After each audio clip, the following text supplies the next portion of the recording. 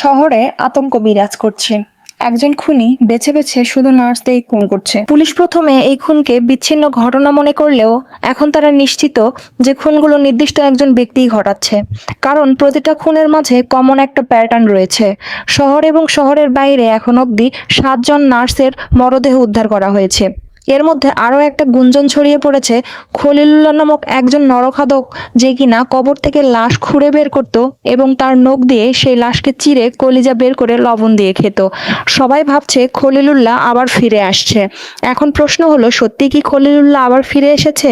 আর খলিলুল্লাহ কি আসল serial killer নাকি অন্য কেউ? আর সিরিয়াল কিলার শুধু বেছে বেছে কেন নার্সদেরকেই হত্যা করছে? শেষ পর্যন্ত কি আসল খুনি সামনে আসবে?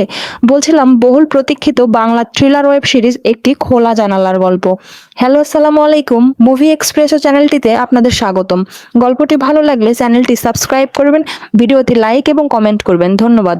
তো চলুন গল্পটি শুরু করা যাক। গল্পের শুরুতেই আমরা দেখতে পাই ঝুম বৃষ্টি হচ্ছিল। একজন ড্রাইভার প্রাইভেট কারে বসেছিল।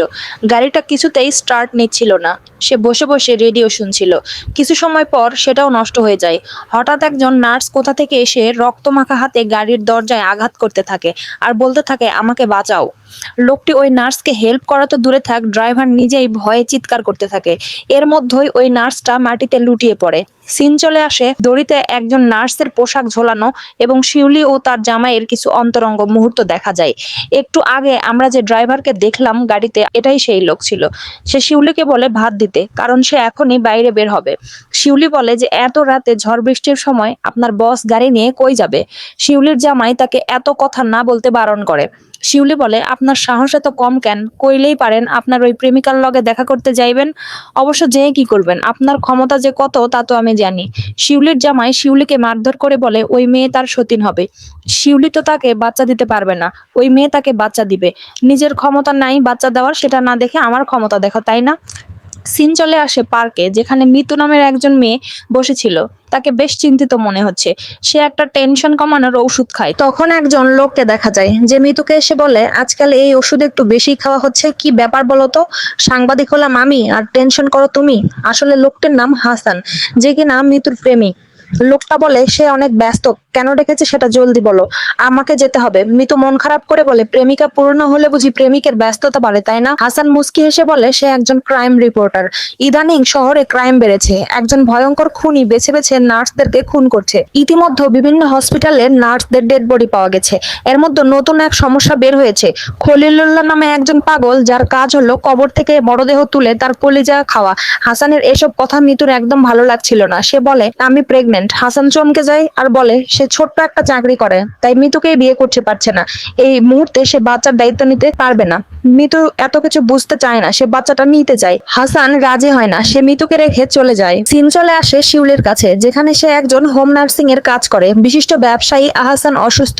তার বউ তাকে রেখে সন্তানকে নিয়ে আমেরিকা চলে গেছে, তাই এখন সে একা। কাজের মেয়ে সালমা আর আফজাল তাকে দেখাশোনা করে। টিভি নিউজে সেই সাইকো কিলারের কথা বলা হচ্ছিল। পুলিশ একটা ক্লু পেয়েছে। খুন হওয়া সব ভিকটিমের গলা কাটা হয়েছে ছোট্ট এবং ধারালো ছুরি দিয়ে। সবশেষে আজকে সকালে কেশবগঞ্জে মডার্ন হসপিটালের নার্স শেফালির মরদেহ উদ্ধার করা হয়েছে। পুলিশের সন্দেহ কিলার এখনো কেশবগঞ্জে অবস্থান করছে, কারণ গতকাল কেশবগঞ্জের বিভিন্ন জায়গায় অদ্ভুত চেহারার একজনকে ঘোরাফেরা করতে দেখা গেছে। লোকটাকে গ্রেপ্তারের চেষ্টা চলছে। তখনই মিতু আসে এখানে, কারণ শিউলির শিফট শেষ হয়ে গেছে, এখন মিতুর পালা। তাই শিউলি চলে যেতে চাইলে বাইরে প্রচন্ড ঝড় বৃষ্টির কারণে মিতু শিউলিকে আজকের রাতটা এখানেই থেকে যেতে বলে, কারণ বাইরে বিপদ হতে পারে। কারণ সেই কিলারটা শুধু রাতেই নার্সদেরকে মারছে। তখনই নার্সিং হোম থেকে কল আসে এবং মিতুকে বলে শিউলিকে যেন আজ রাতে ঝড় বৃষ্টির মধ্যে বাসায় যেতে না দেয়, কারণ পুলিশ আজ রাতে সকল নার্সকে একা বাইরে যেতে নিষেধ করেছেন। বাধ্য হয়েও শিউলি তখন থেকে যায়। বাইরে প্রচন্ড ঝড় বৃষ্টি হচ্ছিল। মিতু সালমাকে নিয়ে বাসার দরজা জানালা সব লাগাচ্ছিল। এ সময় একটা ইঁদুর এসে মিতুর গায়ে পড়ে। মিতু চিৎকার করে ভয়ে সেখান থেকে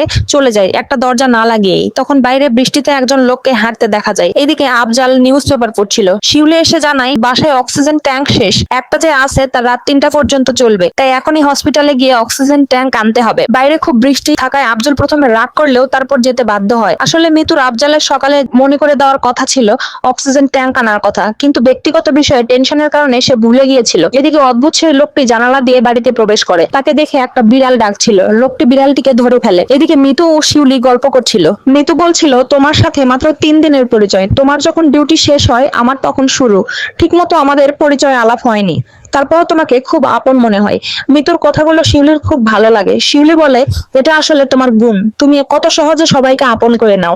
দুজনের মধ্যে বেশ মিল হয়ে যায়।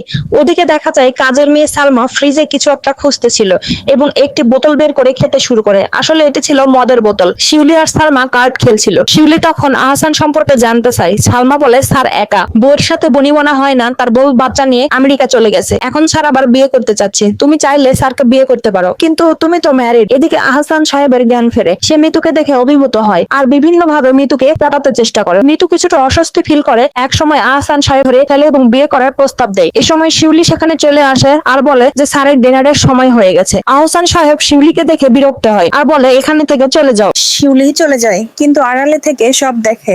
মিতু আহসান সাহেবের সেবা করছিল। আহসান সাহেব বলছিল যে শিউলিকে তার একদম পছন্দ না। সে নার্সিং হোমে কথা বলে শিউলিকে বাদ দেওয়ার কথা বলবে। শিউলি ও মিতু কথা বলছিল। শিউলি বলে, লোকটাকে দেখে মনেই হয় না সে অসুস্থ। এমন অসুস্থ অবস্থায় কিভাবে সে এমন উল্টাপাল্টা ব্যবহার করতে পারে। মিতু মুচকি এসে বলে, অন্তত এই খারাপ লোকটা 3 দিনের পরিচয়ে আমাকে বিয়ে করতে চাই। ওদিকে তার প্রেমিক 8 বছরের সম্পর্কতেও তাকে বিয়ে করতে ভয় পায়। মিতু কাঁদতে কাঁদতে বলে, এখন তার বিয়ে করাটা খুব জরুরি, সে এই বাচ্চাটাকে রাখতে চায়। শিউলি বলে, তোমার প্রেমিক বাচ্চাটাকে রাখার জন্য চাপ দিচ্ছে, আর এদিকে আমার স্বামী বাচ্চা দিতে না পারার জন্য আমাকে প্রচুর অত্যাচার করে। বাচ্চাটা যদি আল্লাহ আমাকে দিত, তাহলে দুজনেরই সমস্যার সমাধান হয়ে যেত। হঠাৎ সালমার চিৎকারের আওয়াজ শোনা যায়। মিতু আর শিউলি তাড়াতাড়ি ওপরে যায়। সালমা কাঁদতে কাঁদতে বলে যে সেই খুনিকে এসে দেখেছে, খুনি এই বাড়িতেই আছে। যেহেতু সালমার গা থেকে মদের গন্ধ পেয়ে তার কথা পাত্তা না দিয়ে সালমাকে ঘুম পাড়িয়ে দেওয়া হয়। টেলিফোনে কল হচ্ছিল। মিতুর প্রেমিক মিতুর খোঁজ খবর জানতে চাই।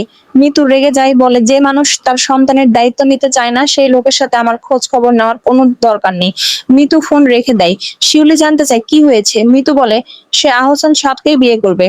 শিউলি বলে, কিন্তু আহসান স্যার তো বিবাহিত, আর তুমিও তো একজনকে ভালোবাসো। মিতু বলে, যাকে ভালোবাসতাম তাকে কিছুক্ষণ আগেই ছেড়ে দিয়েছি, আমি ওর বাচ্চাকেও রাখতে চাই না। মিতুর এই কথাগুলো শিউলি ভালো লাগে না।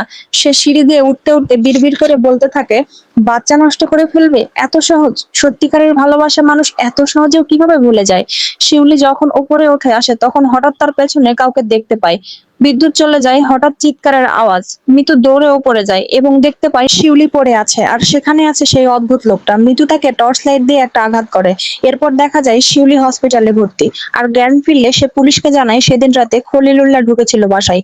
পুলিশ তাকে জানায় কিলার খলিলুল্লাহ গতকাল রাতে মারা গেছে মিতুর টর্চের আঘাতে, কিন্তু শেষ পর্যন্ত সেও বাঁচতে পারে। মিতু মারা গেছে।